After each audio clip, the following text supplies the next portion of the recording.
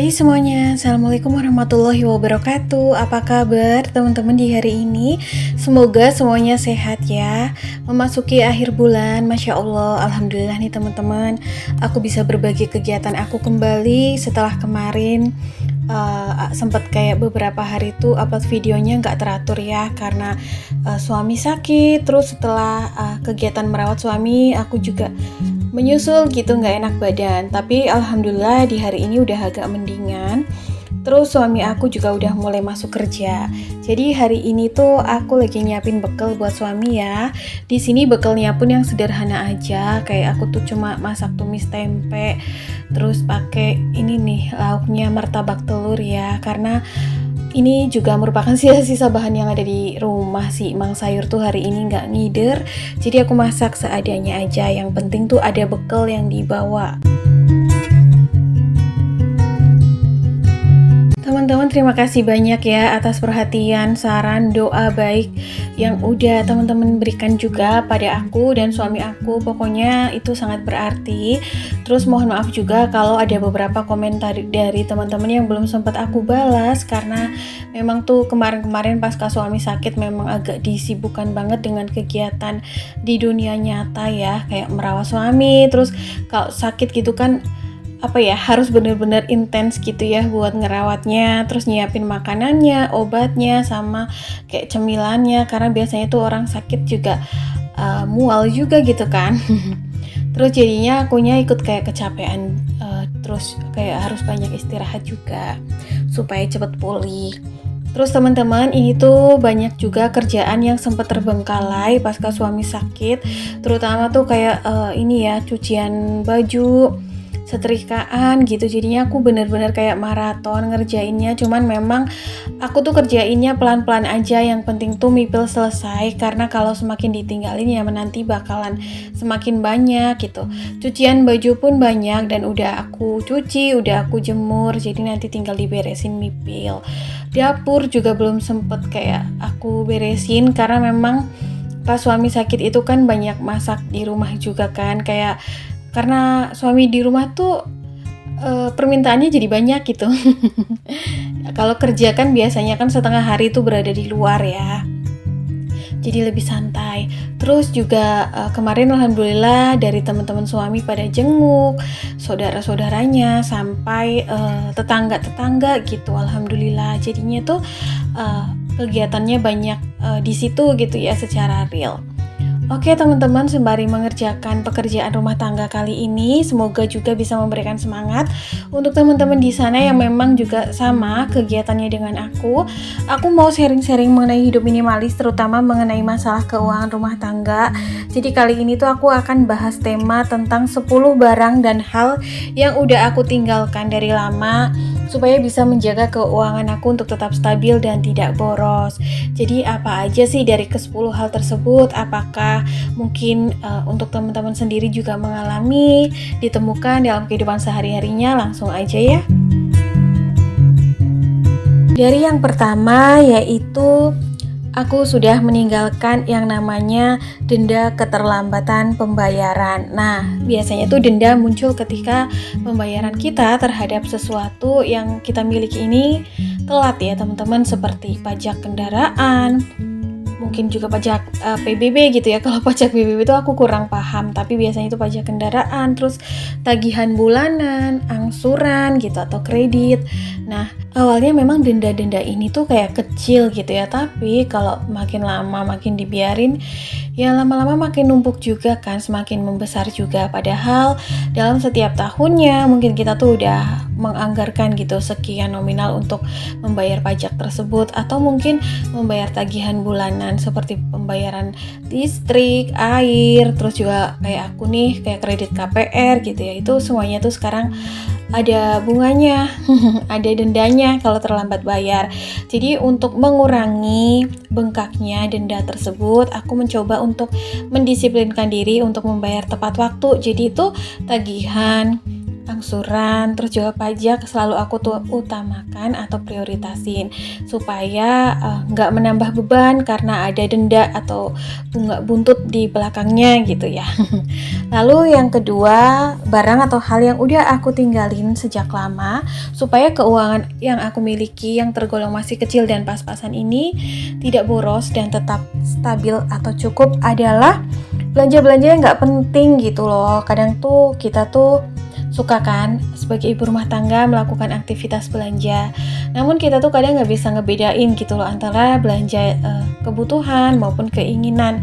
Kadang-kadang tuh kayak pas lagi gabut atau pas lagi jalan sekalian belanja, tapi tuh yang dibelanjain ya barang-barang yang tidak ada dalam list catatan yang kita butuhin. Jadi kayak iseng aja gitu ya masuk tempat belanja, terus beli ini deh, beli itu deh ya. Contohnya ya kayak aksesoris diri, terus juga kayak skincare dan make up berlebihan. Kadang tuh kita suka kegoda gitu kan, kayak wah ini produk baru atau mungkin ini diiklankan oleh influencer ataupun artis favorit kita, jadi penasaran padahal kita tuh belum pernah coba dan kita udah ada produk lama yang udah cocok. Jadi karena kebiasaan ingin mencoba tersebut kan, akhirnya tuh kayak budget kita tuh terbuang sia-sia gitu lah. Apalagi tuh sekarang kayak barang-barang tersebut harganya juga tidak murah ya. Jadi dengan kita mengelola keuangan rumah tangga otomatis harus benar-benar bijak supaya tidak masuk dalam golongan atau keseringan belanja-belanja yang gak penting atau tidak sesuai dengan catatan. Karena setiap ibu rumah tangga pastikan harus ada anggaran yang dianggarkan gitu ya, terutama untuk anggaran belanjanya, karena kebutuhannya tuh banyak, tidak hanya kayak kebutuhan rumah tangga tapi juga kebutuhan untuk makan sehari-hari, untuk cemilan, jajan dan lain-lain. Terutama juga untuk ibu-ibu yang udah punya anak nih, pasti kebutuhan anak lumayan banyak juga kan. Kemudian hal atau barang yang ketiga yang sudah aku tinggalin sejak lama supaya keuangan pas-pasan aku tetap terjaga dan tidak boros adalah terlalu sering makan di luar. Nah ini tuh yang benar-benar bikin kadang-kadang ironis ya teman-teman. Aku pun akhir-akhir ini melakukannya karena memang ajakan gitu ya dari suami aku, terus kadang dari keluarga suami aku. Cuman memang tetap ya anggaran tuh harus aku jaga gitu, sekian dalam 1 bulannya. Jadi kalau misalnya pengen lebih sering makan di luar ya memang ada konsekuensinya. Dan aku udah kasih pengertian gitu ke suami aku bahwa aku tuh anggarin budget makan di luar tuh sekian gitu dalam setiap bulannya. Jadi kalau misalnya nih pengen sering-sering makan di luar ya harus ada dana ekstra yang harus disiapkan supaya tidak over budget. Kalaupun over budget ya kalau bisa jangan sampai terlalu besar. Makanya tuh kadang suami suka ikut kayak nambahin gitu kalau pengen makan di luar, kayak bosen nih pengen makan di luar atau pas lagi capek gitu. Jadi bukan berarti tidak boleh sama sekali ya, tapi tuh intensitas atau keseringannya harus dibatasi, khususnya untuk penghasilan kecil dan minim seperti aku, karena setiap budget anggaran tuh udah ada fungsinya masing-masing sehingga nggak boleh kecampur. Terus aku juga udah ninggalin kebiasaan yang keempat ini yang menurut aku tuh ini worth it banget untuk dijalani karena sangat bisa menjaga kestabilan keuangan aku yang masih kecil dan pas-pasan, yaitu kebiasaan beli air mineral kemasan. Sebenarnya ini bukan hanya air mineral sih ya, tapi kayak minuman kemasan, soft drink dan lain-lain. Jadi tuh sekarang kayak kemana-mana tuh biasanya aku suka bawa air mineral sendiri dari rumah di dalam botol air minum. Terus juga agak banyak gitu bawanya, biasanya sampai 1 liter. Karena menurut aku meskipun air mineral ini tergolong murah sih ya, yang kemasan 600 ml bahkan yang 1,5 liter, tapi kalau keseringan beli juga lumayan tuh budget anggarannya, apalagi kalau yang suka bepergian. Bahkan untuk suami kerja pun sekarang aku selalu kayak kasih air minum dari rumah gitu ya, aku bekelin, dan lumayan efektif juga sih karena biasanya tuh dulu-dulu suka beli minuman kemasan di luar kan, terutama air mineral karena aus gitu, karena kan setiap hari kebutuhan air minum ini tetap dibutuhin. Kemudian kebiasaan atau barang yang kelima yang udah aku tinggali nih jauh-jauh hari dari beberapa tahun yang lalu, yang sekiranya tuh memang benar-benar bisa membuat keuangan aku jadi stabil, terutama keuangan yang masih minim, adalah aku udah nggak pernah nih belanja atau beli-beli baju bermerek yang mahal gitu.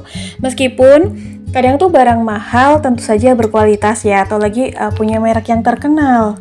Tapi makin dewasa, makin kesini tuh aku kalau beli pakaian atau baju sebenarnya udah nggak mandang mereknya sih, tapi bener-bener kualitasnya. Karena barang-barang yang berkualitas, terutama pakaian itu tidak harus dengan merek yang terkenal yang biasanya tuh harganya mahal. Ada kok beberapa merek-merek pendatang baru maupun produk merek lokal yang sebenarnya tuh lebih terjangkau dan juga ekonomis, tapi juga nyaman dipakai.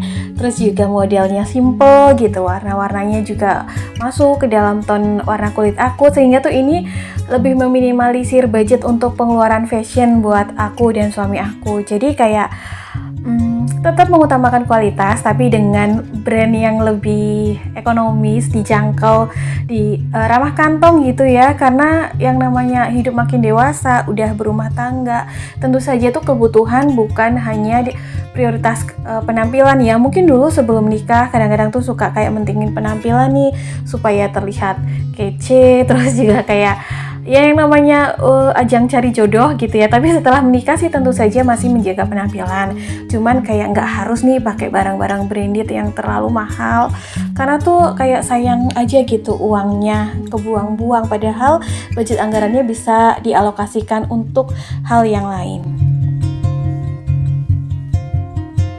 Kemudian barang yang keenam yang udah aku tinggalin jauh-jauh hari, yang hampir udah nggak pernah kebeli nih beberapa tahun ini, dan lumayan menjaga keuangan aku untuk tetap stabil dan tidak boros, adalah aku udah meninggalkan beli-beli atau belanja barang dekorasi rumah yang nggak perlu, yang sebenarnya tuh fungsinya hanya untuk menghias, atau barang-barang lucu yang kadang tuh kita kayak suka gemes, barang ini cute sekali gitu, atau warnanya tuh lucu sekali.